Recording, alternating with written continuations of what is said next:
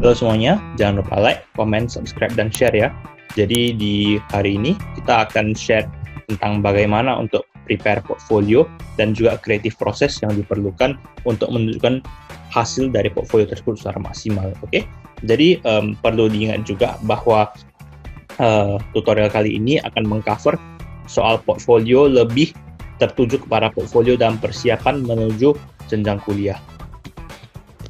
Jadi hari ini kita akan ngebahas berdasarkan agenda berikut. Jadi basically apa kualitas yang diincar dari portfolio dan portfolio apa yang lazim ditunjukkan, di mana platform portfolio yang paling sering digunakan dan beberapa yang lumayan hidden gem, dan juga bagaimana cara menstructure portfolio kita dari idea, proses hingga resultnya sendiri, dan beberapa tips and tricks of do and do not kind of things then we present our portfolio.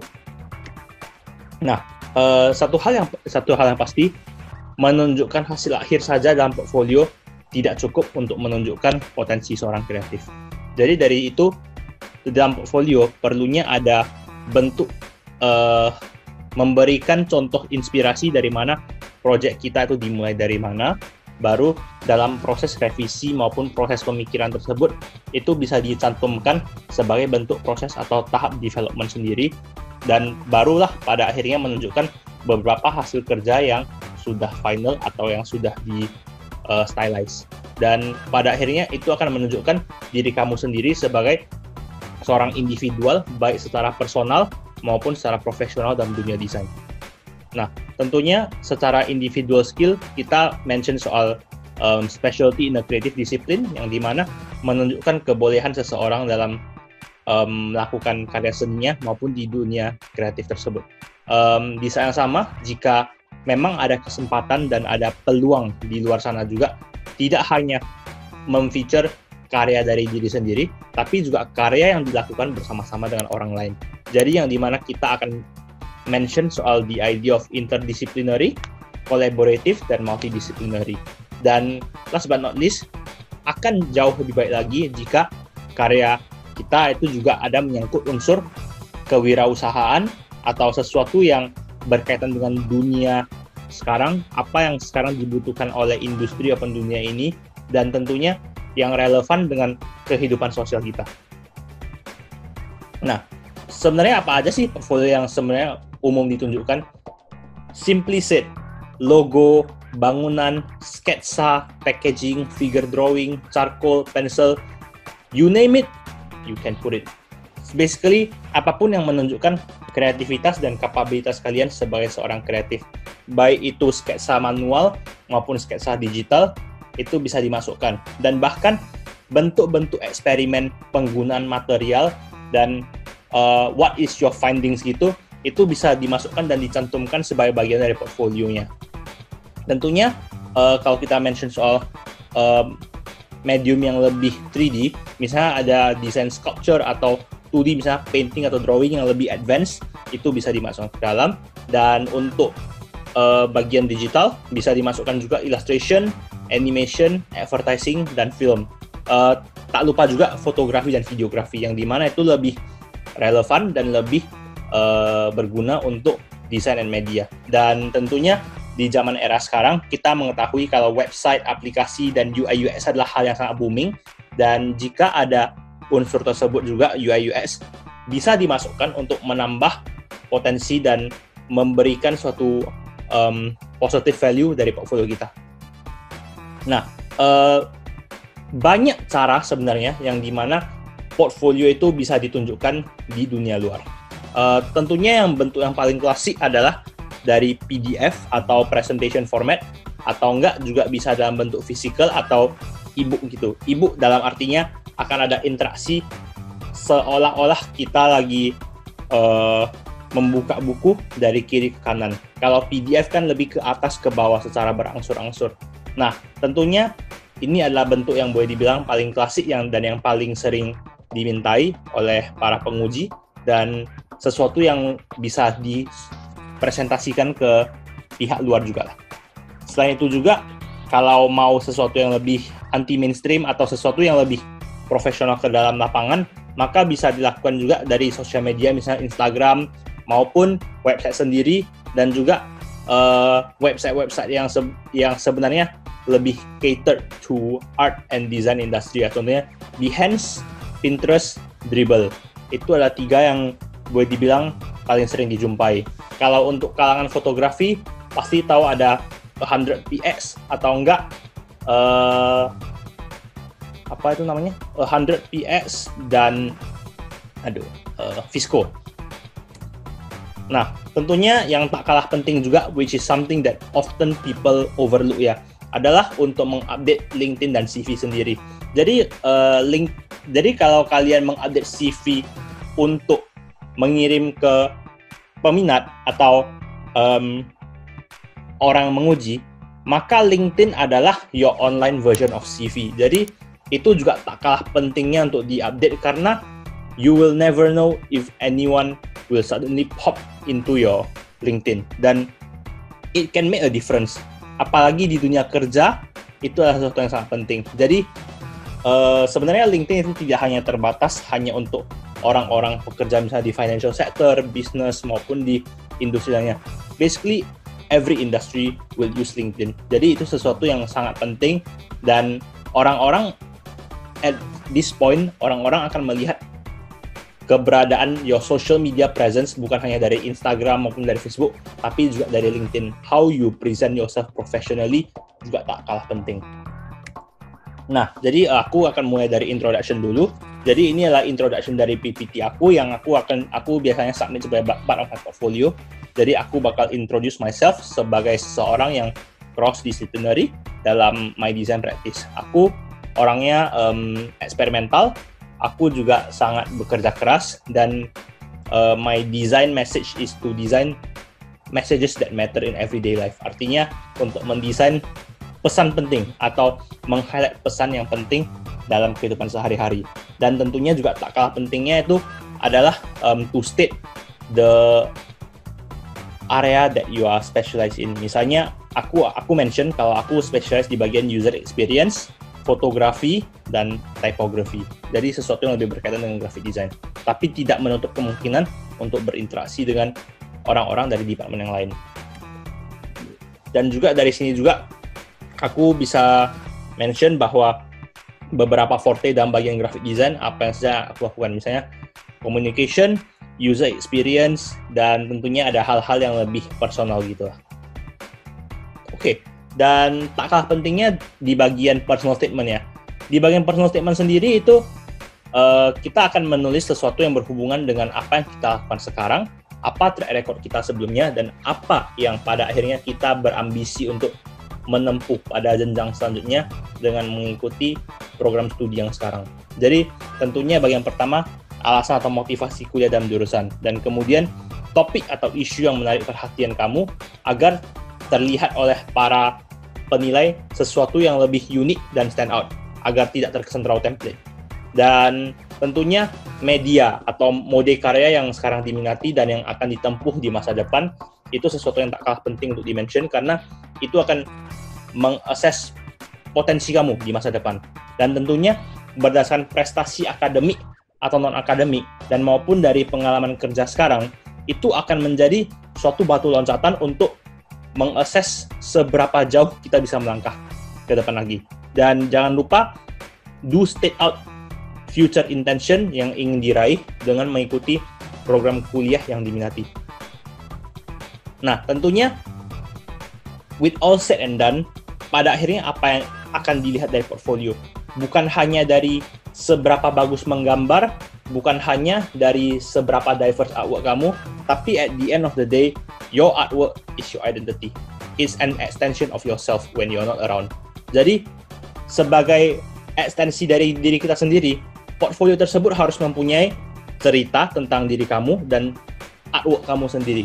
Dan tentang diversifikasi itu juga mengarah ke idea that you can do a lot of things, but at the end of the day, kamu masih ada satu area yang bisa dibilang specialty kamu. Jadi dengan itu juga tidak bisa memilih semua artwork yang sudah dilakukan dari kecil sampai sekarang. Maka itu harus ada proses selektif yang sangat ketat untuk merepresentasikan how would you, simply said, if you are an artwork, what would it be? Ya, as simple as that. Dan tentunya dari ide, pemikiran, dan proses itu juga perlu dimasukkan juga agar hasil karya kamu tidak serta-merta dianggap plagiat ataupun sebagai caplokan langsung dari hasil yang sudah ada, melainkan itu melalui hasil yang sudah melalui percobaan dan juga pemikiran yang berulang-ulang. Dan pada saat presentasi di PPT maupun di presentasi di bagian buku, perlu diingat juga bahwa a good photo or a good documentation bakal bisa diperhatikan oleh audience. Maka dari itu juga spend some effort in presenting your work well, karena itu akan sangat eye-catching dan itu akan menjadi extension of your identity. Nah, kembali lagi ke topik, apakah kita merepresentasikan portfolio kita secara diverse atau secara specialism? Nah, tentunya kembali lagi ke disclaimer bahwa topik portfolio yang akan dibahas adalah mengenai portfolio untuk masuk universitas. Maka dari itu, yang akan di-assess adalah lebih ke potensi dan juga seberapa open seorang kandidat itu open to new ideas and to explore and experiment. Maka dari itu juga tentunya the idea of generalism atau trying out new stuff atau trying out new medium, apalagi medium yang lebih berkaitan ke manual, itu akan lebih diapresiasi sebagai bentuk foundation. Namun at the same time, jika memang digital adalah sesuatu yang akan kita tempuh di masa depan, tidak ada salahnya untuk memasukkan digital juga, karena itu akan menjadi potensi atau refleksi bahwa seseorang akan melakukan sesuatu yang memang ada dasarnya di industrinya atau sesuatu yang bisa menjadi lebih baik lagi. Nah, oke, secara general, what is the do or don'ts ya? Seperti yang tadi kita mention sebelumnya, quality of work yang mengacu kepada introduction, proses, dan resultnya itu akan sangat berguna sekali untuk menunjukkan bahwa seorang desainer atau seorang seniman itu memang berpikir sebelum bertindak, atau istilahnya mempunyai proses pemikiran dulu sebelum mengeksekusi artwork-nya. Dan tentunya jangan langsung menunjukkan hasil karya yang langsung secara hasil dan hasil itu bisa jadi terlihat sangat bagus, tapi akan terlihat boring dan kurang merepresentasikan seorang desainer dan progres mereka. Tentunya, again, your artwork is your identity, dan identitas kamu itu tidak bisa dimasukkan secara seluruhnya dari kecil sampai besar. Itu sama saja dengan membuat biografi. Jadi dari itu, be very stringent and selective dalam memilih portfolio dan statement yang akan dipilih sebagai representasi dari diri sendiri. Dan tentunya jangan menggunakan bahasa-bahasa yang terlalu niche atau yang terlalu spesifik di industri yang akan kamu tempuh, karena tidak semua judges atau tidak semua penilai itu adalah dari industri yang sama. Jadi ada baiknya hindari kata-kata yang terlalu jargon atau kata-kata yang terlalu spesifik sehingga membuat orang yang melihat pusing. Tentunya dan juga kata-kata yang salah dan juga penggunaan visual yang tidak relevan, it is one of the common red flags in portfolio yang kita akan try to avoid as we go along. Nah, jadi selanjutnya aku akan share beberapa portfolio dan how we can present and link the intro, proses, dan result. Jadi project yang pertama yang aku akan mention adalah my final project when I was doing my degree. Jadi ini adalah tentang citywide branding, which is about Medan, untuk memberikan kesan yang lebih berbeda kepada the younger demographic. Sebenarnya problem yang aku pernah melihat adalah Medan adalah salah satu city paling lama yang di Indonesia yang telah melalui berbagai macam peradaban yang berbeda ya. Jadi dari sana aku ingin memberikan satu fresh image kepada pihak luar dan juga lokal untuk menginstil suatu pride bahwa Medan juga adalah bagian dari Indonesia yang dimana kita bisa enjoy culinary heaven, shopping experience, dan juga tempat-tempat swafoto yang tak kalah bagusnya daripada tempat-tempat di Indonesia yang lainnya. Jadi ini lebih ke arah branding, fotografi, editorial, digital, dan experience. Jadi brandingnya sendiri dimulai dari logo desain yang bisa kalian lihat dari icon sini, dan juga penggunaan line art untuk merepresentasi different elements. Dan juga yang bisa kalian lihat ada buku atau editorial yang bisa kalian lihat, itu untuk menunjukkan bahwa sebagai bagian untuk menunjukkan the hidden gems, bakal dirilis beberapa editorial atau buku-buku yang dikurasi sesuai dengan topik-topik tertentu. Jadi dari Shop, Snap, and Savor. Nah, tentunya juga ada merchandise untuk mendukung inisiatif tourism ini. Jadi ada istilahnya sertifikasi untuk merchant-merchant lokal. Jadi to show their support, dan juga merchandise seperti foto dan juga tote bag.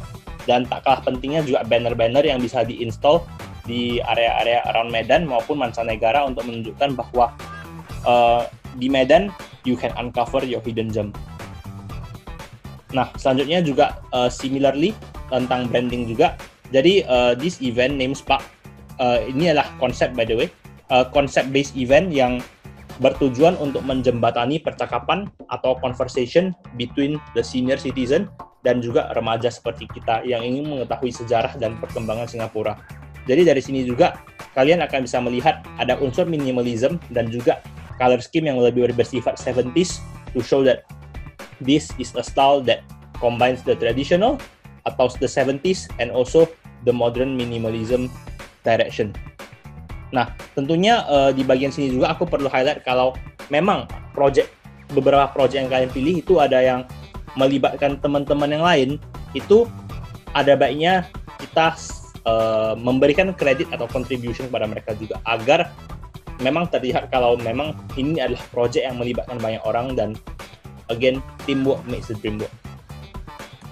Nah, selain itu juga ada beberapa collaterals dan juga branding items, misalnya name card, packaging, dan juga tiket yang relevan dengan festival dan juga promotional and marketing causes.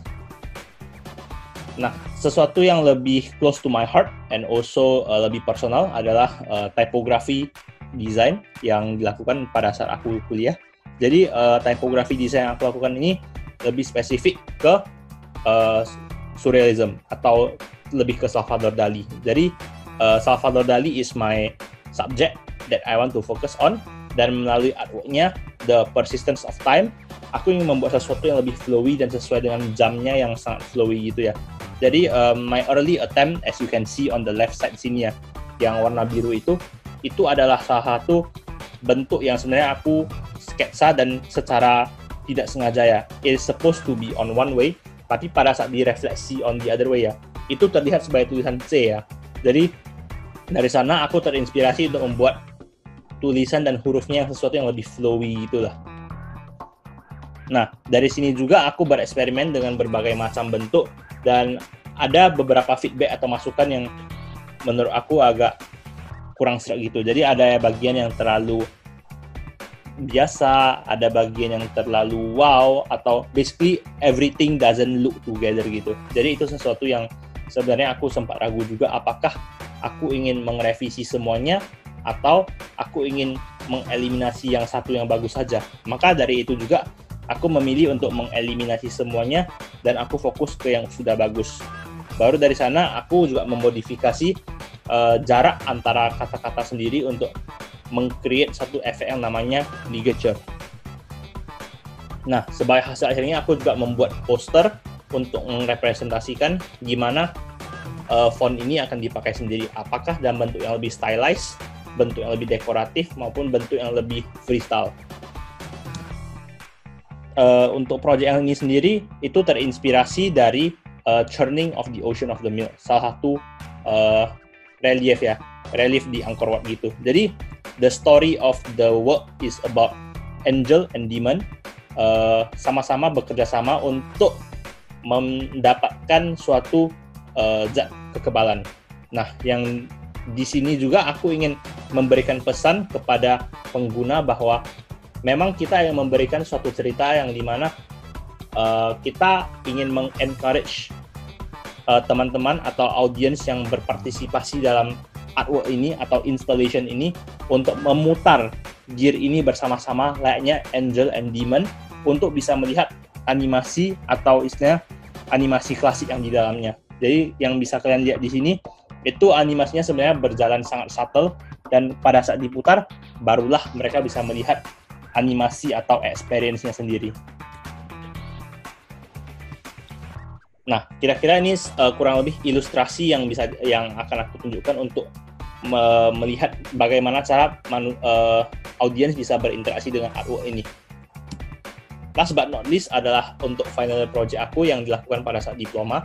Jadi ini aku membuat typography series untuk merepresentasikan wayang kulit ke dunia luar. Tentunya bukan hanya dari metode klasik atau wayangnya sendiri, tapi bagaimana cara menggunakan wayang untuk dimasukkan ke dalam dunia digital agar bisa meng-create a sense of identity sebagai bentuk dari promotional method, dan bagaimana font ini sendiri bisa dipakai oleh event organizer untuk membuat sesuatu yang sangat relevan dengan wayang kulit ya.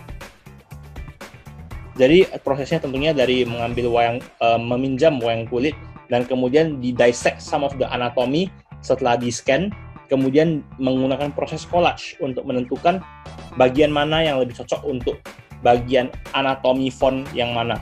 Dan pada akhirnya sudah dimodifikasikan menjadi 26 glyph ini, dan kemudian di-create suatu sampel poster untuk menunjukkan bagaimana font ini bisa menjadi suatu display font yang masih bisa terlihat bagus dan juga sangat reflection of wayang kulit.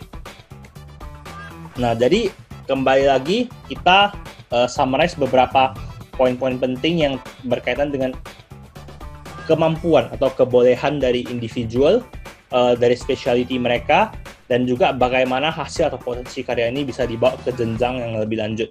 Dan tak kalah pentingnya juga bagaimana hasil karya yang dibuat itu bisa melambangkan ada suatu bentuk kolaboratif, interdisciplinary, dan juga entrepreneurial spirit. Dan bagaimana juga apapun hasil karya yang dibuat itu bisa merepresentasikan diri sendiri sebagai seorang desainer maupun seorang individual. Nah, jadi dari kelima project ini, let me know which one yang terlihat paling merepresentasikan diri aku, maupun yang menurut kalian which can be better. Nah, dan tentunya tak kalah pentingnya juga untuk menunjukkan dari akhir portfolio untuk to say a word of gratitude, dan juga menunjukkan kontak detail kalau audience atau para headhunters atau para judges merasa tertarik dengan hasil karya kamu. Ya, jadi you can create something like this and it will be a proper way to say thank you and leave your contact details. Ya, jadi sekian dari tutorial ini. Aku harap ini bisa membantu kalian, dan jangan lupa like, comment, share, dan subscribe. Thank you.